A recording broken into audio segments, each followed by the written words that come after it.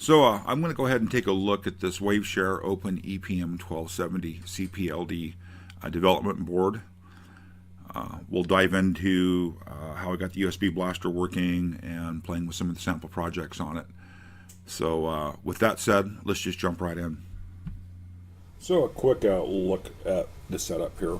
We've got the USB blaster here. This is a cheap Chinese knockoff. It's not a real Altera USB blaster. It's on a USB port directly onto the computer, not through a USB hub of any kind.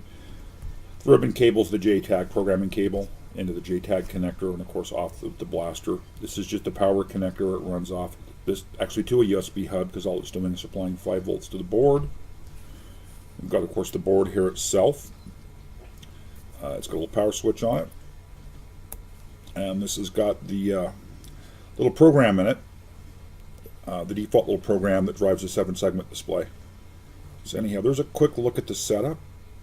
I should be able to reset it and get the count to start over, which it did do. I found it interesting when I turned the power off and on.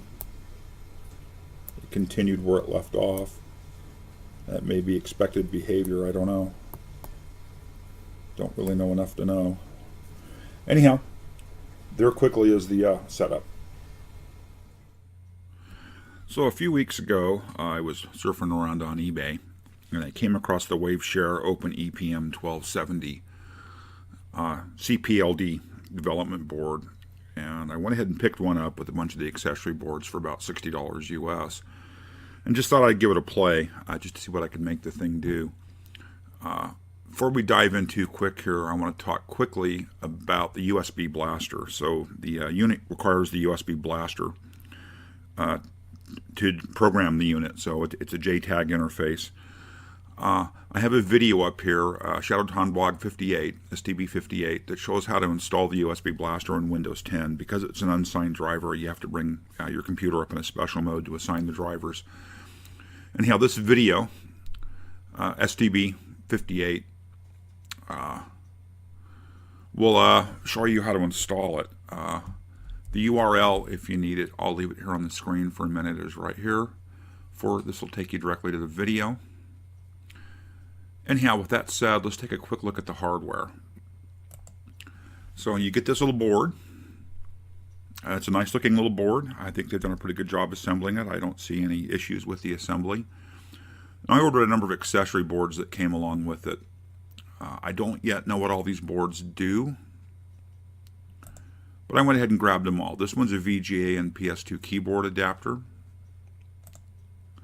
A little 4x4 matrix of input switches.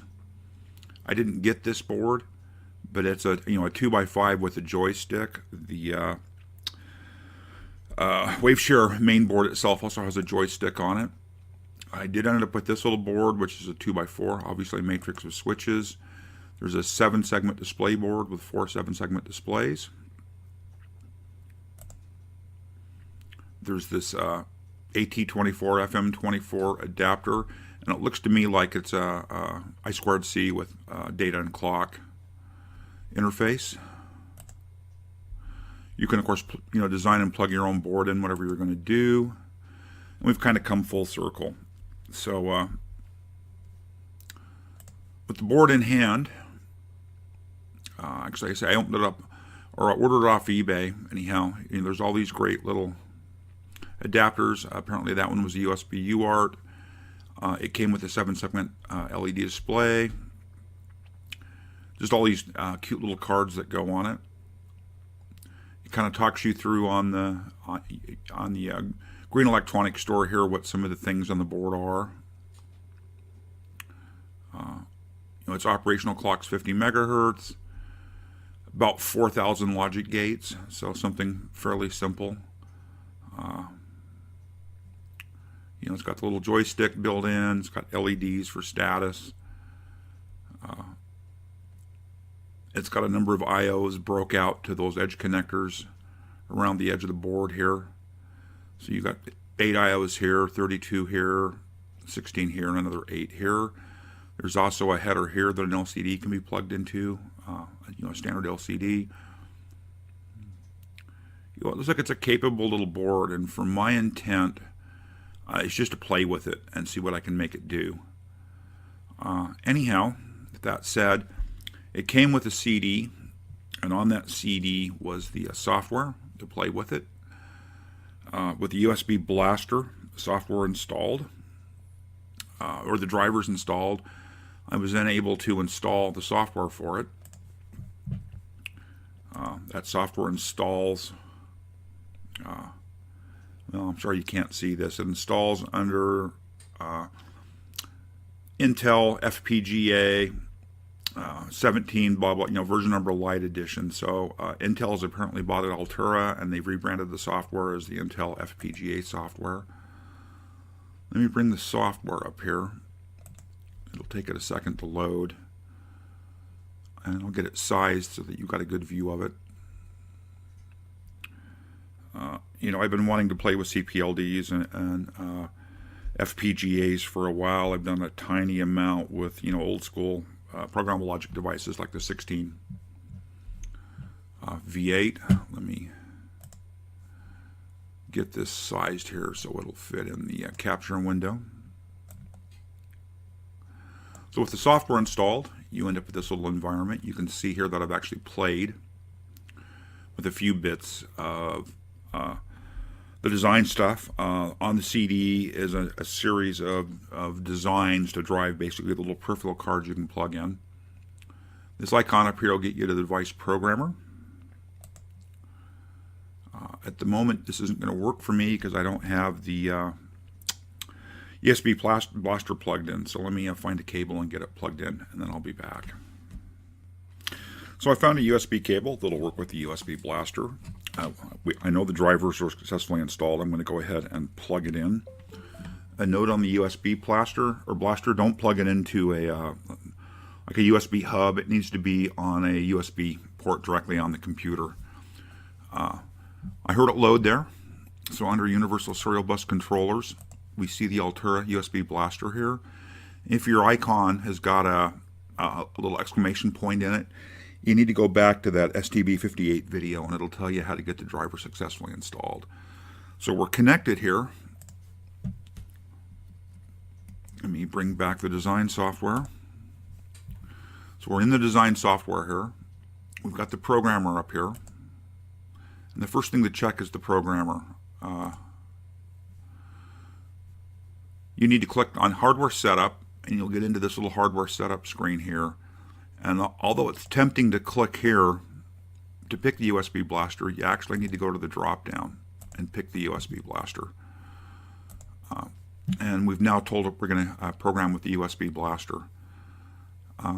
So that gets the programmer set up. I'm going to go ahead and open a project I played with before. This is the project that drives the 7-segment display. It'll load up here. Let me get some screen real estate to be able to look. And the project's opened. There's a set of files to it. This first set of file, or this first file down here at the bottom, defines the bit patterns. So they generate the various numbers. And I'm going to assume that's probably a 0, a 1, a 2, etc. And this is the bit pattern that'll get output via the unit to the 7-segment display to turn on the various 7 segments. And there's no comments in this, obviously, but this displays or defines the bit patterns for the 7-segment displays. And I'm assuming it's a 0. Well, it's actually got default down here as 0. 1, 2, 3, 4, 5, 6, 7, 8, 9, A, B, C, D, E, F. So there are 16 of them from 0 to, and I'm assuming because all segments off down here, that's got to be 8 right there. 1, 2, 3, 4, 5, 6, 7, 8. It's a 7, 7. Oh, the periods or the decimal points are lit on all the segments. And I'm going to assume this most significant bit here is the decimal point. That would be my guess. So if that's 8, anyhow, This defines the bit pattern. I need to dig deeper into that to really figure it out. There's some basic code here. Well, it's not written in BASIC, but there's code here that basically drives that second segment display. It is a multiplex display, so it's outputting the bit pattern and selecting, digit 0, digit 1, digit 2, digit 3 in a loop. And there's a counter here, and this guy right here defines how long it waits between executions. I'm going to go ahead and put that back to the original default. So the code actually came this way with that set at, what is that, 25 million. And I'm going to go ahead and I can compile the code here. I want to go ahead and use the modified, and we'll let this wake up and run here. And it's starting the compile sequence. I'm using the default number of processors apparently. So I do have an i7 machine here, a pretty capable machine. So I'm assuming this is the number of CPU cores, though I can't, absolutely say that. I have not spent a lot of time in this software besides getting the demos to load. It's continuing to compile. There's obviously something missing here that scrolled off the screen.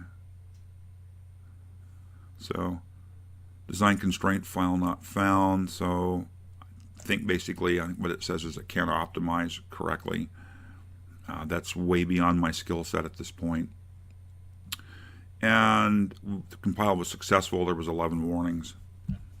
We can then take the programmer, and it's automatically picked up the files for this, and I'm going to go ahead and tell it to verify when it programs. So I've got the USB blaster plugged in. I've got the ribbon cable for the JTAG plugged into the board, the WaveShare board. The board is powered up, and I'm going to go ahead and tell it to program, and the start button here, and there it goes. It's downloading that software to the board. And the board is woke up, and I'll get some video of this to edit in here. But at this point, the board is counting up slowly. So here we've got the 8-segment LED demo program running with the default timing, so it's counting up maybe 2 times a second. You can see it there on the LEDs counting up. And of course, I've got the USB blaster plugged in, etc. So anyhow, there's the demo of the default speed. So we've gone ahead and taken a look at the board in operation. I'm going to minimize the programmer there, and we're going to come back into the code. And what we saw right here was this original value of 25 million. I'm going to cut that down to 250,000, which should make it count 10 times faster. And I'm going to go ahead and compile again up here. We're going to save the changes, and we're going to let it compile.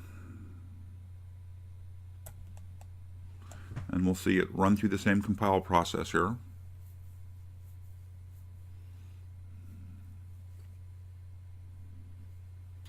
And as you saw before, this will take a bit.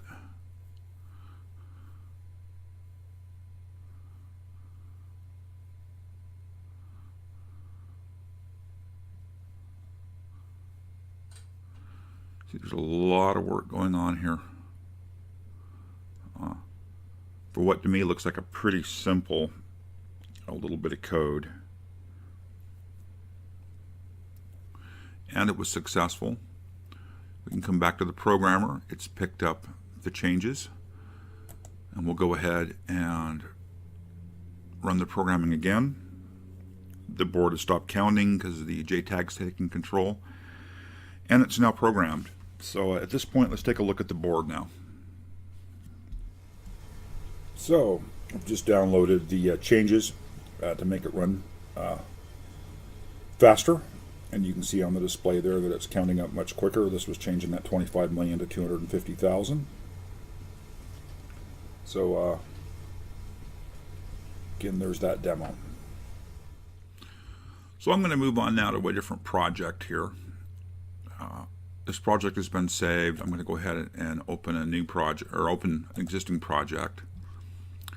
And down here where you can see we're in the so this is the demos that came with the board. I've just unzipped them to this path. We've been playing with the 8-segment LED board.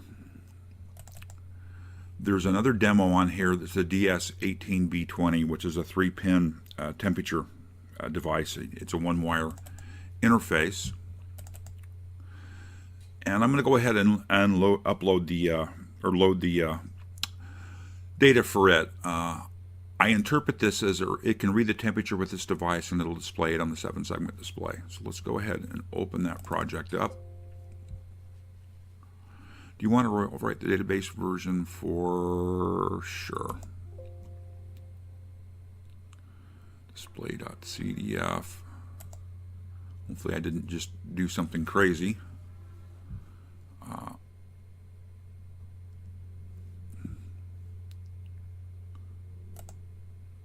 So the other project's been closed. This project's been opened. That does not seem sufficient to be doing what I want to do. There is the read routine, it looks like, for the 1-wire temperature sensor. And there's a dynamic display here. I'm not sure that every file we need here is here. I'll go ahead and compile it and see if it blows up.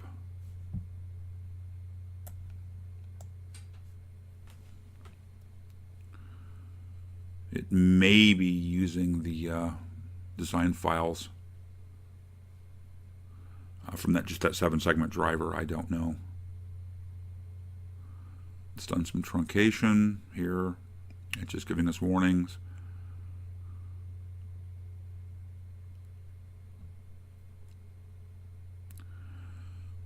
Well, I can't explain exactly how that worked. Again, you're seeing this software pretty much in real time, just as I am. I got far enough earlier to just get the demo to load, to make a change and see the board act differently with the change.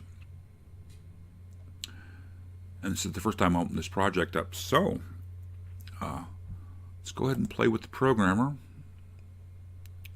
And it's loaded up that compiled file. I can't think of what the file is called here. I'm downloading the information to it, and this appears to be working. It's displaying 23.4F. Yeah, it reacts to my finger touching it. So I'll jump back to the board here on the other camera, and we'll take a look at what we got. So we've downloaded the design to the board. You can see over here the little temperature sensor. It's a little 3-pin device. It's plugged in here into the little socket on the board. You can see down in there that curved circle that says 1, 2, 3. That shows the orientation of the device, and you probably can't see it, but this has got a flat front and a curved back, so you put it in the proper orientation. And over here it's showing the temperature, which is currently showing to be 24.3 and coming down. It's a little cooler than that here currently. But I'm going to go ahead and put my hand on the device. See my hand over here holding it. You can see the temperature coming up, 28.6, 28.8. So, you know, it's quickly measuring the temperature of my fingertips. Anyhow, there's a quick little demonstration of that project downloaded to the board. So I thought we'd look at one of the other demo programs that came with. So I'm going to go ahead and do an open project. And I thought I'd go look at the little joystick program. So we'll open up that project. Yeah, we'll let it update the little database file. Project's being opened. We've got the project here. So input key up, key down, key left, key right. So it looks like this is going to look at that little joystick, and then it's going to set LEDs depending on the setting. So Let's go ahead and compile this.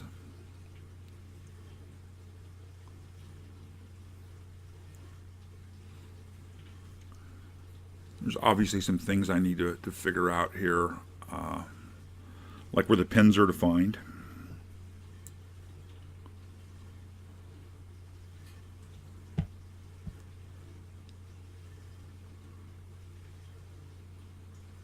It's still compiling. Still compiling.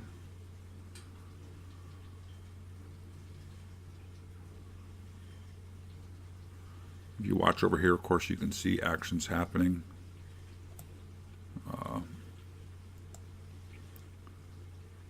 And it should be completed. We can go ahead and bring up the programmer and go ahead and program it.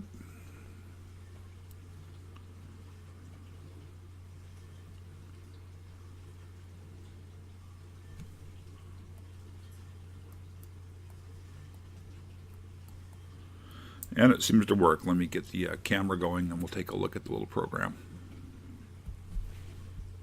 So the little joystick program's been downloaded. Let me get my finger in here. And if I pull down, you see down LED come on, the up LED, the left and the right. And if I click it, they all come on. So it's reading this little joystick and setting one of the LEDs there on the board appropriately. So as I often do, I've created some of my own documentation, starting with a picture of the board and pieces out of the schematic. And what I've got here, like for this 32-bit I/O, is the pin definitions, and notably the I/O pins on the device itself they're mapped to. And I wanted to look at the I/O pins for the 4 LEDs and for the joystick here. I have not yet figured out in the designer how these are mapped. I went ahead and did a dig through the configuration files, and one of the files I found is this file. And in here, obviously chip joystick assigned to, so there's some place these pins got mapped. And if we look at LED 0, 1, 2, and 3, we'll see there are 14, 15, 16, and pin 21, and we see again 14, 15, 16, and pin 21. So somehow, like I say, in a way I haven't discovered yet, these get mapped. And then if we find the joysticks, which I assume is going to be up here, 37, 38, 39, 40, and 41. And I would guess here we'll see 37, 38, 39, 40, and 41. So, I mean, there it is. So we know someplace that there's mapping that says take whatever the I/O pin on the device is and map it to these. And then if we go ahead and look at the, if I can find the designer here, there it is.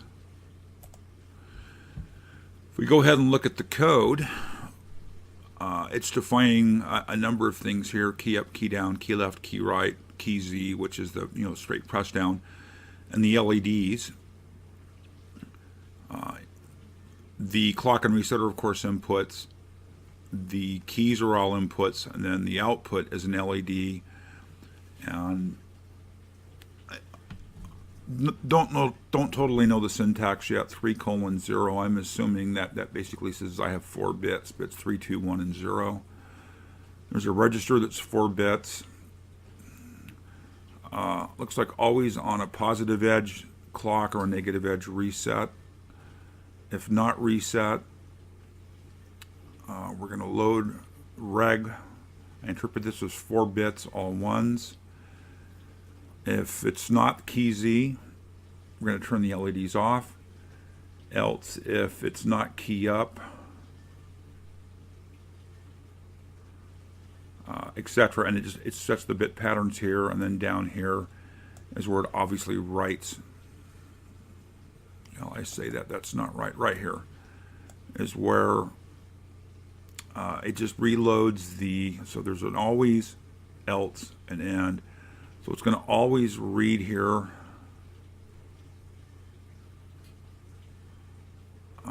If it's not reset, actually if it's not reset, do this, else go ahead and load It's interesting, the load reg with the LED reg, and then assign LED to the LED reg. And again, I'm guessing at this syntactically. I don't really understand Verilog. But I can kind of see the gist of what it does here. It reads that little joystick, assigns the appropriate LED pattern, eventually writes it to the actual LEDs. I just wish I could find, you know, some of the other settings. Verilog, compiler, simulation. Nothing there jumps out at me as making sense.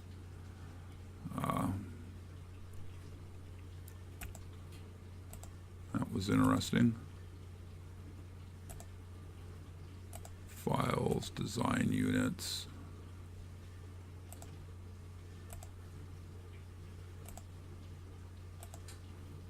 Doesn't use any IP components. And that's just directories, it looks like. We've only got the one file, which we have open here. Assignments, device settings, pin planner. Here's how the pins are being defined.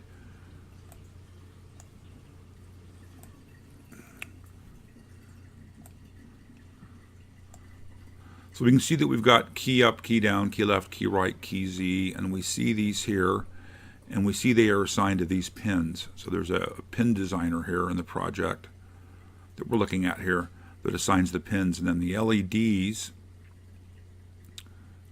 we know are on pins 14, 15, 16, 21. I'm assuming reset is the device reset on pin 61. I haven't actually added that to my little hand-drawn or drawn in paint schematic. And there's a clock input on pin 18, and I'm assuming this is the 50 megahertz clock that drives it. I'm assuming that's the reset button itself on the board. But we can see the key mapping here. They are 3.3 volt level, current strength up 16 milliamps, which is the default. They are assigned in I/O banks. I'm not sure exactly what that means. I can guess. And of course, we're going to have, these are read-only. Anyhow, there's some idea of pin assignments. So that's kind of interesting. So as I kind of putz around in the tool here,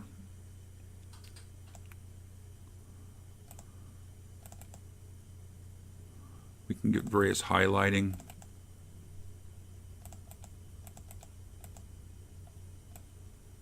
In the little diagram up here, there's a little key. If I had this blown up bigger, it would probably be a little easier to see.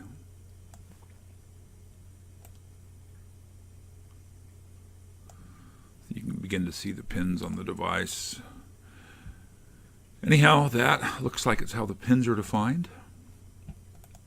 So anyhow, there's a play with this WaveShare OpenEPM1270.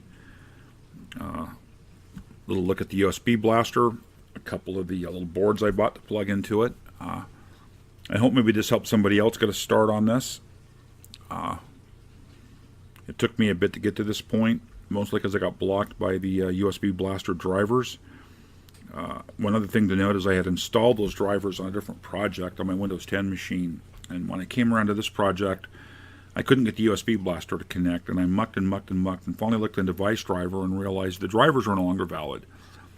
It was like the Windows 10 update had perhaps invalidated them, so I had to go through again the instructions that I've got in the STB118, I believe it is, video on how to install unsigned drivers in Windows 10. So anyhow, I'll end this here and get this edited, and we'll talk soon. Bye.